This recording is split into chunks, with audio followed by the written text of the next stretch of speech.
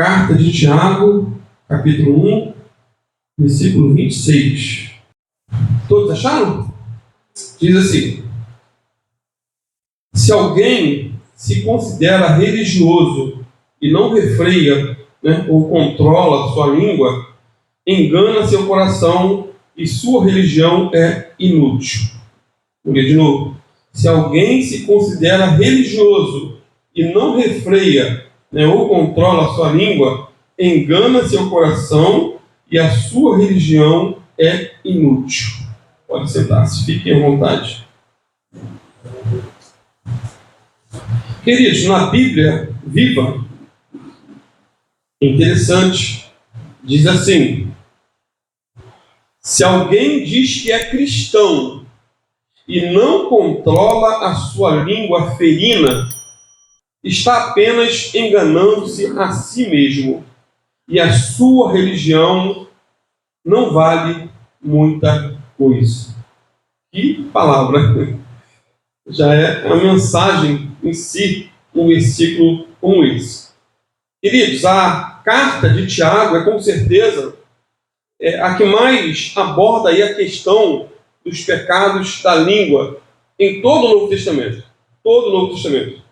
Talvez esse pequeno músculo, que fica aí amuralhado de dentes e protegido pelos grandes lábios da nossa boca, fosse o problema central ali da igreja de Tiago, em que ele presidia, a igreja de Jerusalém. Talvez esse fosse o problema principal. Tinha outros, mas esse talvez fosse o primeiro. Essa igreja de Tiago devia ter muitos santos fofoqueiros e santas faladeiras. E eu sempre brinco, Tiago devia ser careca, com tanto problema, tanta situação difícil. E que, por incrível que pareça, a língua afiada, ferina e maldosa ainda é um dos maiores problemas da igreja da atualidade. Um dos maiores problemas. Muitos não têm temor em caluniar, difamar, espalhar boatos. Eles, às vezes, um pequeno comentário de suspeita, pequeno comentário informal, comentário de suspeita, de dúvida, de acusação, comentário de ressentimento, comentário de ira, pode atear um fogo devastador numa igreja. Pode acabar com uma família e pode levar à destruição até uma vida. Vai lembrar de um jovem que, depois de se suicidar, encontraram na mão dele um papel. Disseram. Só isso, disseram. Ou seja, alguém tinha dito algo que levou o jovem ao suicídio. Uma pessoa com um papo grande, ou melhor, com a boca grande, pode destruir uma pessoa, pode destruir uma família, levar assassinato a uma família, pode destruir também uma igreja. Isso me faz lembrar do albatroz, Albatroz. Há pouco tempo falamos sobre 3 aves: águia, galinha e urubu.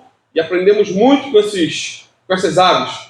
Agora, o albatroz é também uma ave que muito nos ensina. Essa ave tem muita dificuldade para voar. Muito.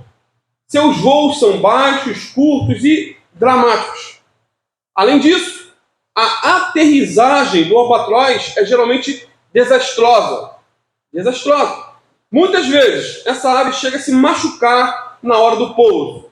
É diferente de um urubu, uma pomba que pousa direitinho. O albatroz é todo desengonçado na hora de pousar. E esse fato intrigou os estudiosos. E eles foram averiguar a razão dessa dificuldade dessa ave. Por que tanta dificuldade para voar e tanta dificuldade para pousar? E descobriram então que o problema do albatroz é que ele tem um papo muito grande. Por isso ele não consegue voar direito e muito menos pousar corretamente. E cremos que essa é uma perfeita ilustração para a nossa vida. Deus fez o albatroz com essa deficiência para nos ensinar algumas lições. A natureza criada por Deus tem muito a nos ensinar. Muitos crentes, apesar de muito esforço e barulho, não fazem voos altos, nem conseguem progresso na vida espiritual por um único motivo: tem o papo muito grande. Falam demais. A língua é solta. E Tiago vai dizer mais uma vez, Tiago 1,26, se alguém diz que é um cristão e não controla a sua língua ferina, inclusive esse vai ser o título da mensagem, língua ferina, na linguagem da Bíblia Viva, se alguém diz que é um cristão e não controla a sua língua ferina, está apenas enganando-se a si mesmo, e a sua religião não vale muita coisa. Desenhando, para Tiago aqui, quem tem a língua solta não é crente. Quem não refreia a língua, apesar de religioso, está se enganando. Quem é mentiroso, enganador e trapaceiro, mesmo sendo religioso, é um filho do diabo. Já ouviu aquela história do dono de uma mercearia que fingia ser um piedoso, fingia ser crente? Ele morava em cima da mercearia. Todos os dias o funcionário dele chegava um pouco mais cedo. E eles se comunicavam, né? O patrão de cima e o funcionário embaixo, na mercearia. E ele perguntava: João, você já misturou água no leite? Aí João respondia: já misturei. Eu já fiz trapaça, já misturei. Ficou bem ralinho. Já requentou o pão de ontem? Sim, patrão. Você já marcou ou mudou a data do vencimento da manteiga? Sim, patrão, já fiz tudo certinho. Então, João, suba aqui para fazermos a nossa devocional. Já que você fez tudo certinho, já fez todas as trapaças possíveis, suba aqui. Vamos orar para que Deus nos dê um dia abençoado. Religião de fachada, uma fé mentirosa. Tiago diz que uma religião como essa é vã, é vazia. É uma mentira, queridos. É uma mentira. Amados, o auto-engano é um perigo. Já abordei sobre isso no domingo passado pela manhã, né? Mas nunca é demais relembrar. Quem lembra? Ninguém lembra, eu sei. Tiago 1,16. Meus amados irmãos, não se enganem. Não se enganem, disse Tiago. Então Tiago vai voltar ao tema, né, do auto-engano aqui no versículo 26. E se Tiago volta ao mesmo tema, é bom abordarmos o mesmo tema. Porque na igreja de Tiago tinha muita gente auto-enganada. É o que dá a entender. Se ele fala no versículo 16 sobre isso, e no versículo 26 a mesma coisa, em um único capítulo, é porque era um problema crônico, o auto-engano. Queridos, ser enganado pelo diabo é lamentável. Ser enganado pelos homens é algo sério. Mas ser enganado pelo próprio coração é seríssimo. Ou seja, o auto-engano é o pior dos enganos. O auto-engano é o pior dos enganos. Veja bem, a possibilidade de que uma pessoa seja tão cega a ponto de enganar o seu coração deve levar todos os crentes a avaliar o seu relacionamento com Deus. Deve nos levar a avaliar: será que eu estou enganado? Será que eu sou crente mesmo? Será que eu estou realmente servindo a Deus? Por exemplo, encontramos em nosso meio muitas pessoas que pensam que estão salvas, mas estão perdidas, querido. Perdidas. Pensam que estão a caminho do céu, mas estão a caminho do inferno. Pensam que quando morrerem, vão para um paraíso de luz, onde verão a Jesus, os apóstolos e os irmãos que morreram em Cristo. Pensam, mas na realidade verão a Satanás, verão seus demônios e os piores ímpios que já pisaram nessa terra. Irmãos, a síndrome do auto-engano é terrível. A igreja de Laodiceia, como disse domingo passado, repito hoje, sofria desse mal. Eles pensavam ser uma coisa, mas na realidade eram outra. Apocalipse 3,17. Jesus colocou o dedo na ferida e disse a eles o seguinte, vou ler na Bíblia Viva. Você diz, eu sou rico, tenho tudo o que necessito, não preciso de coisa alguma. Olha o que eles pensavam. E não percebe que, espiritualmente, você é um desgraçado, um miserável, um pobre, um cego e um nu. Que palavra, queridos, dura para nos fazer pensar. Pensar. Pensavam que eram santos, mas eram ímpios. Pensavam que tinham tudo, mas eram desgraçados. Eles pensavam que eram ricos, mas Jesus disse que eles eram o quê? Pobres. Pensavam que não precisavam de nada e de ninguém, mas eram miseráveis, pobres, cegos e nus. E Tiago vai dizer que se alguém diz que é cristão e não controla sua língua ferina, está apenas enganando a si mesmo e sua religião não vale muita coisa.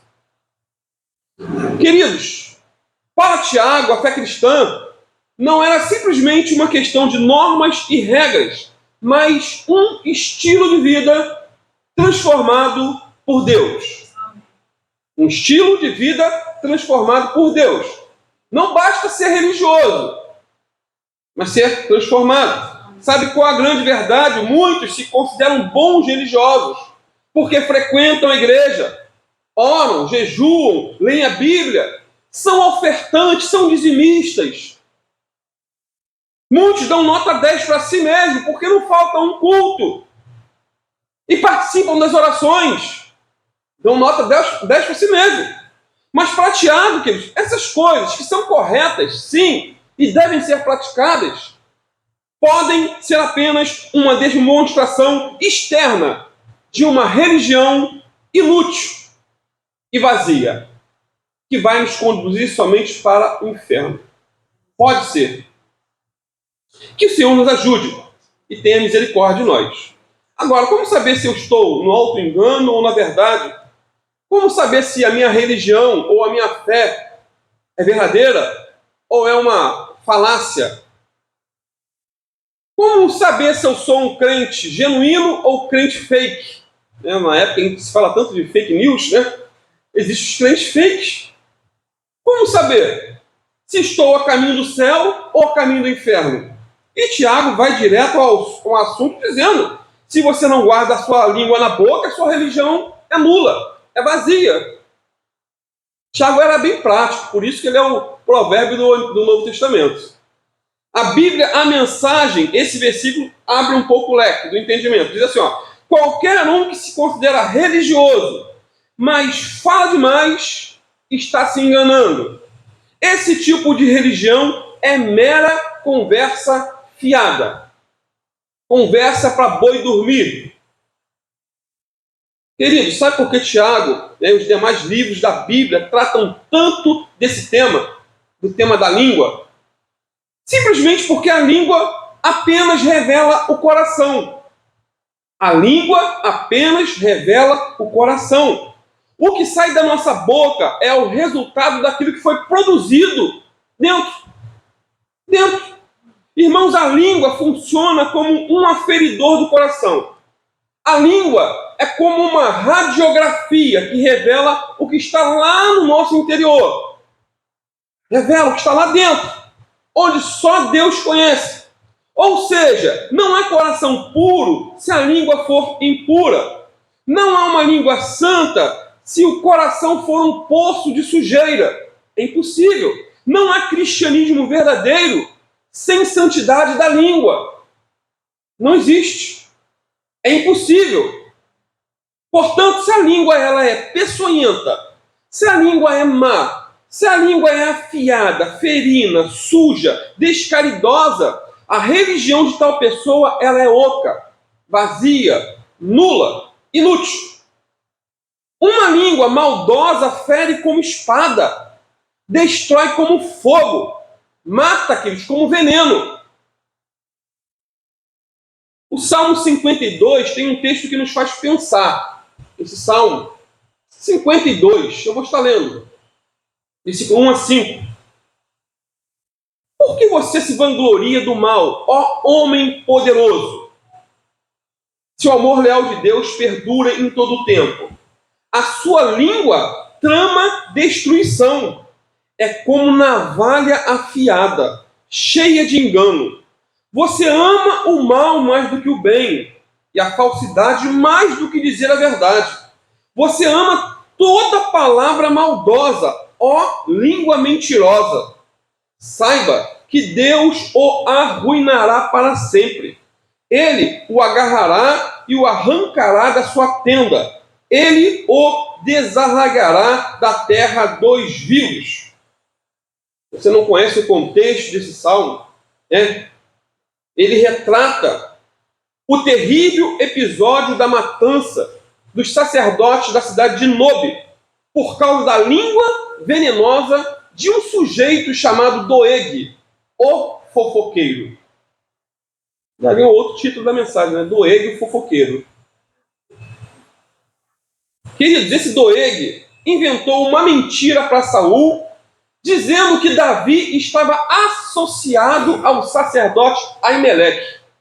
Davi, fugindo de Saul, foi buscar ajuda ao sacerdote.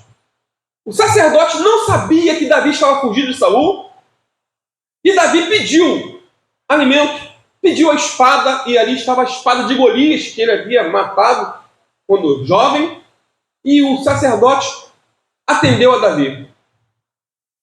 Só que, mais à frente, esse Doeg inventou uma mentira, dizendo que o sacerdote sabia de tudo. Sabia que Davi estava como inimigo de Saul e que tinha ido ali para criar problemas. E por causa de uma mentira, em um determinado momento, Saul ainda ficou questionando: poxa, não tem ninguém que está a meu favor no exército. Só tem aqui canalha, só tem pilantra, ninguém fala quanto a verdade. Aí Doeg se levantou e falou: olha, eu ouvi o sacerdote ajudar Davi. O sacerdote não sabia de nada. E por conta dessa mentira, dessa fofoca, dessa intriga, 85 sacerdotes foram mortos. E quem matou não foram os soldados de Saul. Todos eles tiveram temor de estender a mão sobre o ungido de Deus. Mas o próprio Doeg matou 85 sacerdotes. E ainda foi na cidade e matou homens, mulheres, jovens, crianças e até bebê de colo. Um assassino. Ou seja, ele primeiro matou com a língua. Depois ele matou com a espada. É por isso que Davi diz que a língua de Doeg aqui era como uma espada afiada. Queridos, sabe o que acontece? A grande verdade, trazendo para nós. Às vezes falamos um monte de asneiras, de besteiras. Aí, usamos aquele argumento: eu falei da boca para fora. Não é isso que eu queria dizer. Falei sem pensar. Só que, segundo a Bíblia, essa desculpa ou essas desculpas não colam. Não colam, sabe por quê? Porque o que sai da boca é o resultado final daquilo que estava no coração. Olha o que o Senhor Jesus disse lá aos fariseus, em Mateus 12, 34 e 35. Ele disse assim, ó: raça de víboras. Mateus 12, 34 e 35. Raça de víboras, como podeis falar coisas boas sendo maus? Impossível. Se você é mau, o interior está irregenerado, não foi transformado, inevitavelmente, disse Jesus, vai falar coisas más. E Jesus completa: porque a boca fala do que está cheio o coração. O homem bom tira do tesouro bom coisas boas. O homem mau, do mau tesouro, tira coisas más. Em Marcos 7, 20 a 23, o Senhor Jesus disse também o seguinte: o que sai do homem é o que contamina o homem, pois do coração dos homens saem os maus pensamentos, as imoralidades sexuais, os roubos, os homicídios, os adultérios, as cobiças, as maldades, o engano, a devassidão, a inveja, a calúnia, a arrogância e a insensatez. Todos esses males, disse Jesus, vêm de dentro e tornam o homem impuro. Sendo assim, a primeira manifestação de uma adoração sincera é uma língua refreada. Repito, a primeira manifestação de uma adoração sincera é uma língua refreada. Alguém já disse que falar mal dos outros é o divertimento predileto dos cristãos. Lamentável.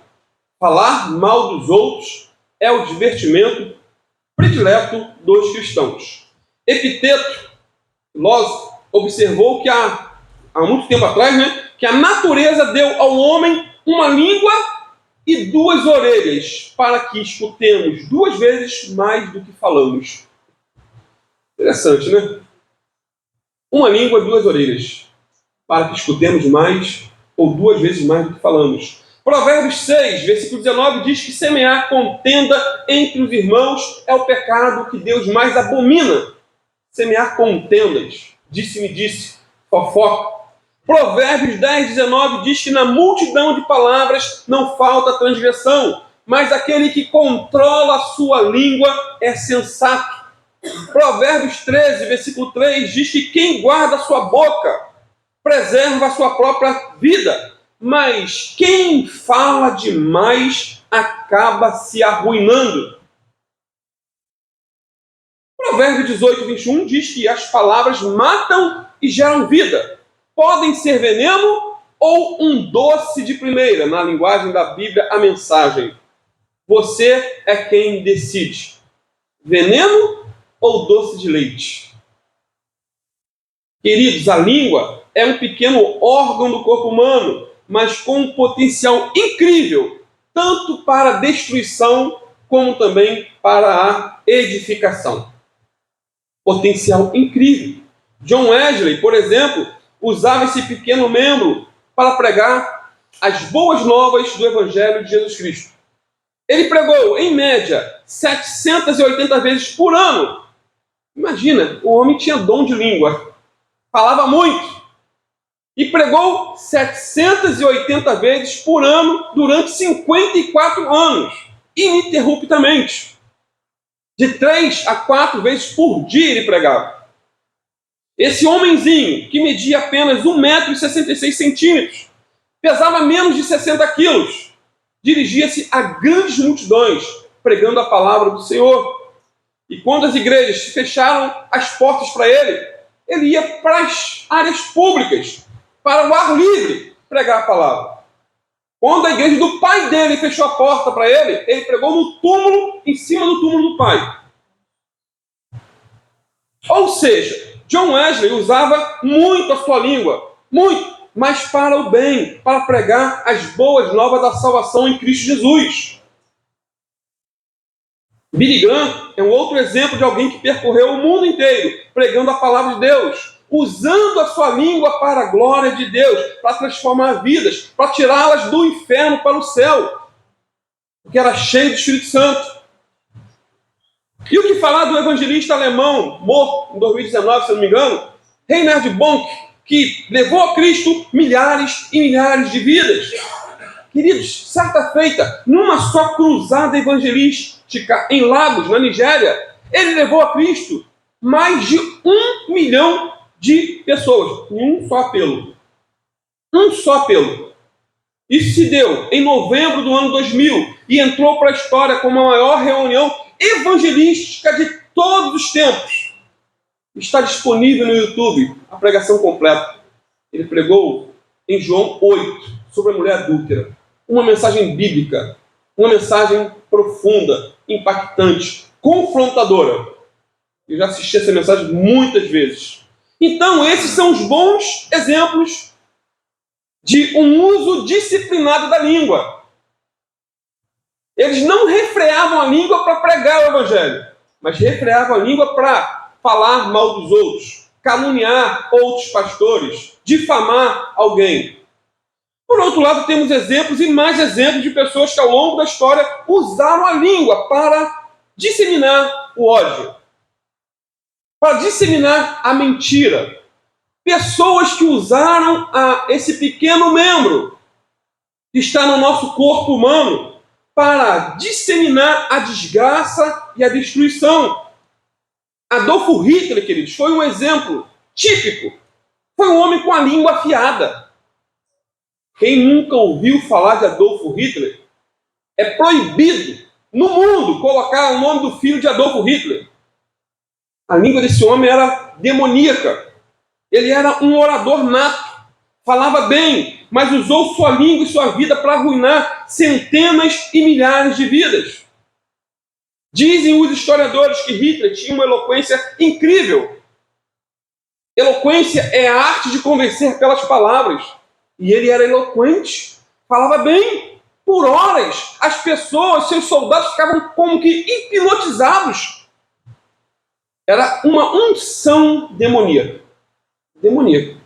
Ele convenceu, queridos, toda a Alemanha que eles eram uma raça pura, sangue azul, e que o resto do mundo devia ser exterminado. Convencimento pelas palavras. Ele convenceu com seus discursos diabólicos que os judeus, os homossexuais, os deficientes físicos, deficientes mentais, todos deveriam ser exterminados, mortos. E com a sua língua demoníaca, Hitler matou milhares e milhares de pessoas, seja nos paredões de fuzilamento ou nas câmeras de gás. Primeiro foi com a língua, depois foi com a espada, foi com gás e tantas outras formas de dizimar o ser humano. E o que falar de Richard Dawkins, o ateu mais famoso da atualidade? Richard Dawkins, ele não é um assassino. Ele não é comparado a Hitler a nível de perversidade de tirar vidas humanas. Mas a língua dele é uma espada afiada para levar milhões de pessoas para o inferno. Ele viaja pelo mundo dizendo que Deus é um delírio e que Deus está morto. Viaja, roda o mundo pregando isso. Ele tem usado sua língua e seus escritos para disseminar a mentira do ateísmo. Para onde ele vai? E ele é eloquente. Fala bem. Existem debates dele, né, via YouTube. Richard Dawkins com... esqueci o nome do outro. Então, com seu pequeno órgão chamado língua, Dawkins tem levado milhares de almas para o inferno. Ele até escreveu um livro cujo título é Deus, um delírio. Ele chama Deus de um delírio. Um amigo dele, chamado Alice McGrath, escreveu um outro livro com o título O Delírio de Dawkins. Esse último aqui é um cristão, né? E tipo assim, fazendo uma sátira do próprio escrito do outro amigo. Um é cristão, o outro é ateu. Ele falou, o delírio de Dawkins. Ele é o maior apologista da atualidade, esse amigo dele. Porém, queridos, a língua sendo usada para o mal, tanto na vida de Hitler como na vida de Richard Dawkins, é até justificável. Sabe por que é justificável? Porque Hitler não conhecia Jesus. E muito menos Richard Dawkins conhece. Ele é ateu. Ele não crê em Deus, não crê em nada, nada de sobrenatural, nada de espiritual. Então é justificável, o homem ímpio. É um ímpio, como tantos outros ímpios existem na atualidade. Porém, Tiago está escrevendo aqui para aquele que se diz religioso, mas que não refreia a sua língua. Entendeu? Está escrevendo para nós. Aí o caldo engrossa. Quando o dedo é apontado para nós e não para o outro. É fácil condenar Hitler pelas atrocidades dele. É fácil condenar Richard Dawkins pela impiedade dele. Agora, se somos capazes de condenar nós mesmos com a nossa língua, talvez indisciplinada, Tiago vai dizer claramente que essa pessoa que não controla, não refreia sua língua, não é cristã de verdade. Não é dirigida pelo Espírito Santo. A palavra, queridos, refrear significa originalmente exercer controle sobre o cavalo usando o freio para detê-lo em sua corrida. Que a língua, se não for refreada, é como um cavalo de corrida, velho.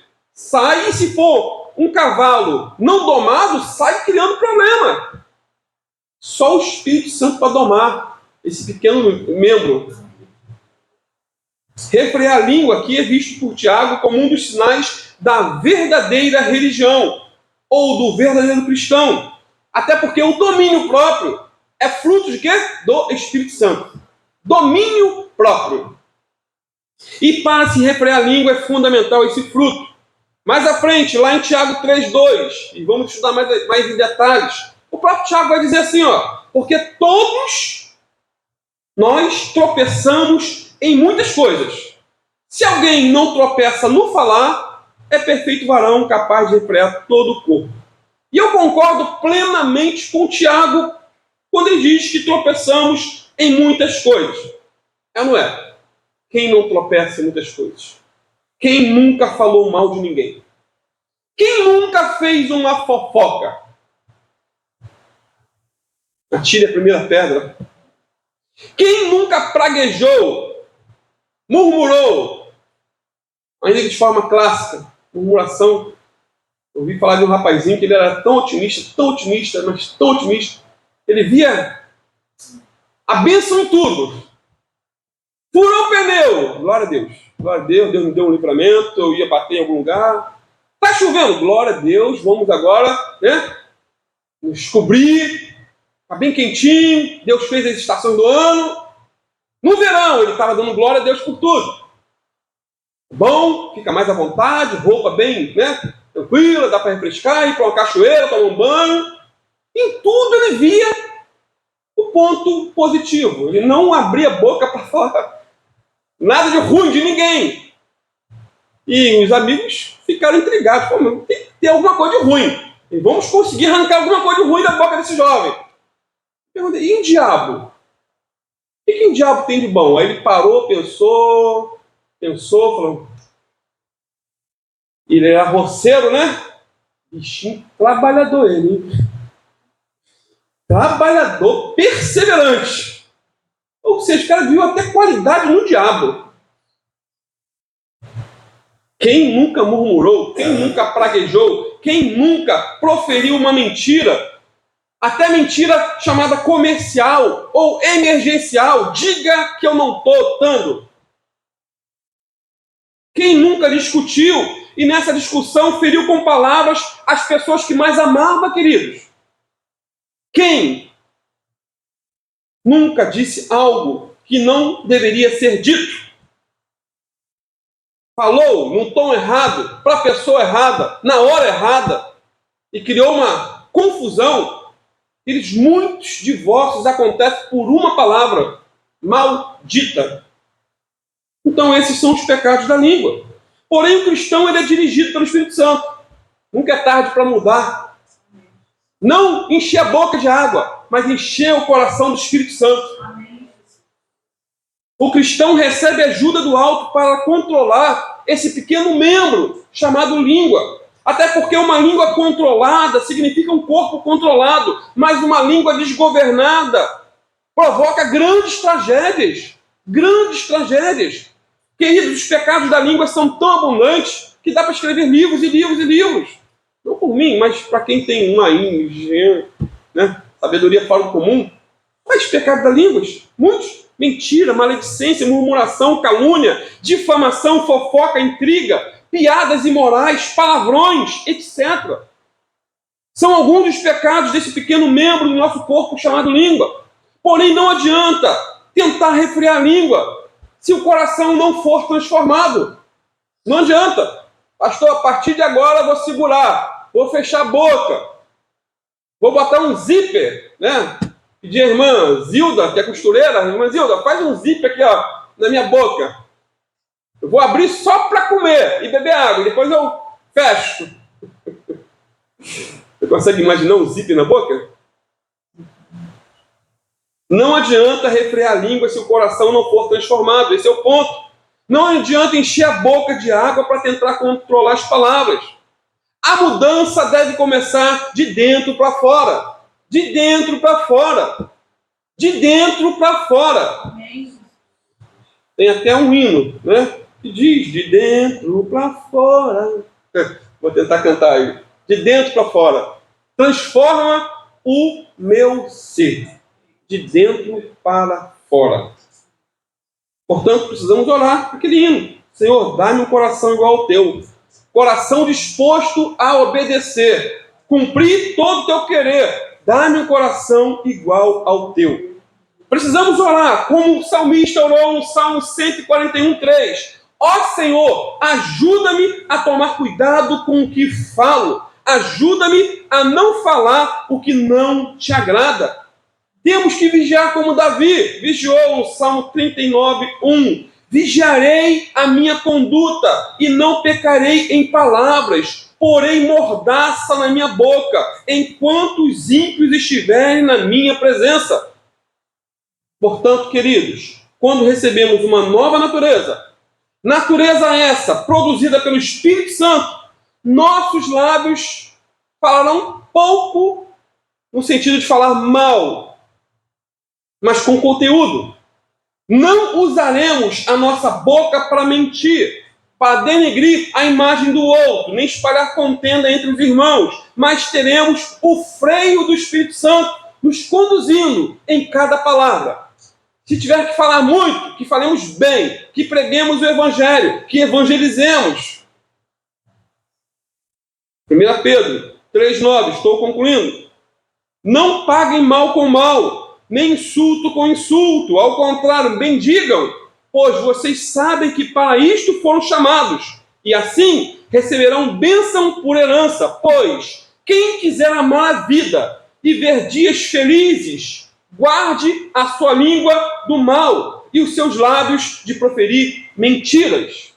Colossenses 4:6 diz: o seu falar seja sempre agradável e temperado com sal, para que saibam como responder a cada um. Palavra temperada com sal. Que mensagem! Imagine um churrasco igual de ontem, sem sal. Que coisa horrível! Mas o sal, na medida certa, fez com que aquele churrasco, o alimento, fosse uma bênção.